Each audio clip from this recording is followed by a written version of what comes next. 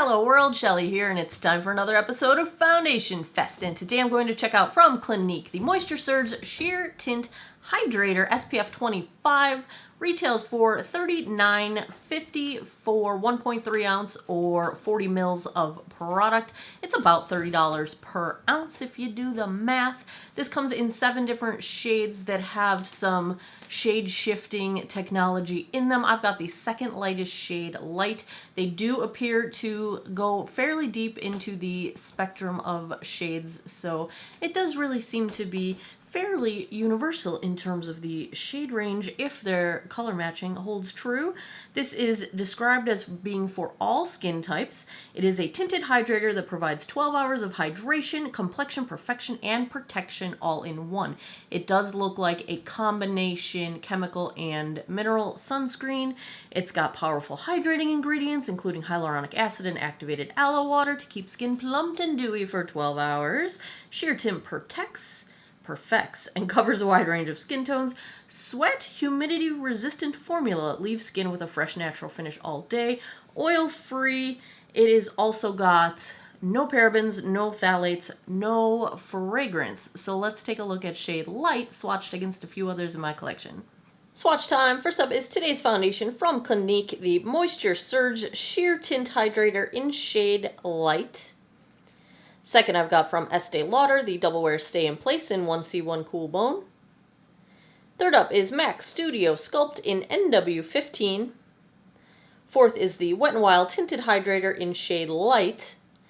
And last, I've got from Misha, the Perfect Cover BB Cream in 21. I've already cleansed, moisturized, and sunscreened this 46-year-old face. I am not wearing any primer because what I'm wearing is the Heimish the all-in-one Artless Glow base. It's an SPF 50 PA3+ sunscreen that also can serve as a primer. So I apply that at my skincare step, and it's actually really nice with nothing, you know, so this is what you're looking at is just it applied. So you can really do a nice dewy, no makeup day, but it has just that little bit of grip to it that I really like underneath foundation products. So I've been using that as my kind of primer slash sunscreen. I'm going to apply with fingertips today because that's kind of how I do these sheer tint kinds of products. We'll go half the face first. Oh, might be my summer shade. We might be a little bit dark, but it does not seem to be going anywhere in terms of drippage, so it is slightly a thicker bit of a formula.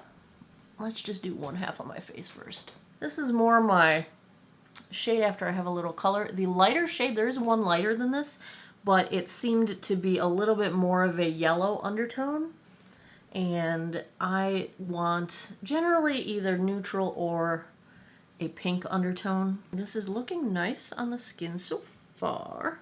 I'm gonna try to get a little bit more coverage on my sunspots here. I don't detect any fragrance at all. They say it is fragrance free. It just kind of has that, you know, it smells like neutral product. That scent of nothingness, if that makes any sense. It's a little bit more than sheer. There's just a tiny bit of coverage. I use my chin as my main guide because that's where most of my redness hangs out. So you can see on the side with no product, it is a little bit more pink, and it's canceled out just a little bit on the side where I've got product. So it does have just a little bit of coverage. I wouldn't call it completely sheer. You know, we're not eliminating the sunspots, but let's do the other side. I would call this a nice light coverage. I wouldn't say it's quite sheer. You could probably sheer it out a little bit more than I did, but let's zoom in and take a look at this one. It is clinging tiny little bits to my upper lip. I have a little bit of flaking going on there. It's sort of concealing it in a way that at a conversational distance I can't really tell, but in the 10x I can see it, so I think that is pretty good if you've got any flaking going on. It is not settling into lines. It's not doing a ton in terms of blurring pores, but they're a little bit smoothed out. Texture, same kind of thing. It's not doing a ton to blur texture, but it is a little bit smoothing. My nose looks like a little bit like there's product on there. You know, it's not as seamless as I would like, but it's not bad looking. It's fairly smooth. It's not clinging to the texture between my eyebrows. My forehead actually looks pretty good and hydrated. I'm not seeing any micro wrinkles really. So we're starting out, I think, in a pretty good place in terms of the level of hydration, and it's doing a little bit of perfecting in terms of the things that we look at with maturing skin. So like in the Dewy base, let's check the time. It is 2:06. Let me go put the rest of my face on. I will be right back. Back with the Clinique Moisture Surge Sheer Tint. This is super hydrating. It feels wonderful on the skin. I did not have to set it with powder, even though it's a dewy finish, and I didn't have any trouble blending powders on top of it, so I think that is brilliant. Very happy about that. My main issue is that this is the second lightest shade, and this is definitely like my self-tanning shade. This isn't even my summer shade. This is like 2 to 3 shades darker than my natural skin tone. That's pretty dark for this being the second shade. This is the light shade, and there's only one shade lighter, the fair shade. The fair end of the spectrum on the shade range could probably use a little bit of help, a little more options. But other than that, I think it is looking lovely. I did film this as my Ipsy unboxing, so a lot of the products I'm wearing are my Ipsy. My bronzer and contour, of course, is not. It's my Wayne Goss because it's gonna be like my favorite product of 2021. It is way up on my loves. Ofra blush. This is Blush Rose. It is super pretty. It was in my Ipsy this May. Look at that tasty, cool toned pink mauve gorgeousness. Eyes are the Illuminati Cosmetics. This is the collaboration with Issa. Mascara, of course, is my new beloved number 7 Full 360 Ultra. Item Beauty lip oil is my lip Natasha Denona Super Glow. Is the highlight. Obsessed still with the Anastasia Beverly Hills Brow Freeze. That's about all I got going on right now. I will go about the rest of my day.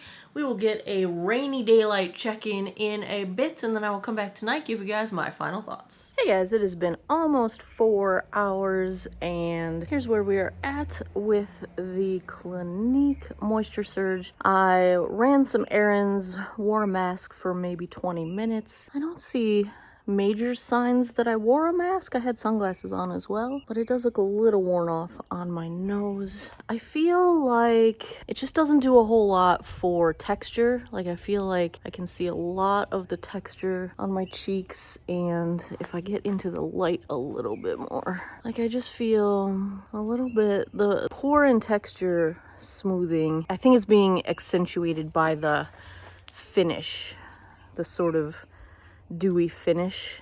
Now it's not greasy. It's totally a dry, not in a bad way. It's totally dried down. So this finish, the reflect you're getting is just the finish of the foundation, which I think is very pretty. Unfortunately, I think it is accentuating some texture and pores. Definitely my summer shade. I'm getting the light here, like very dark on me, and this is the second lightest shade, so it's pretty dark. I think for a younger person, it's probably a very beautiful product. It's okay. It's not bad. It's just feel a little textury, and I feel a little bit like my pores are showing. But that's where we're at now. It is holding up well otherwise. Also, I want to note, I just finished a meal with that lip oil, and there's still a trace of it left, and it's like 4 hours later, so that stuff has some good staying power. So bravo on the lip oil that I'm wearing from Item Beauty, and otherwise I'll be back tonight and we'll see how this goes. 10:50 p.m. That puts us approaching the 9-hour mark.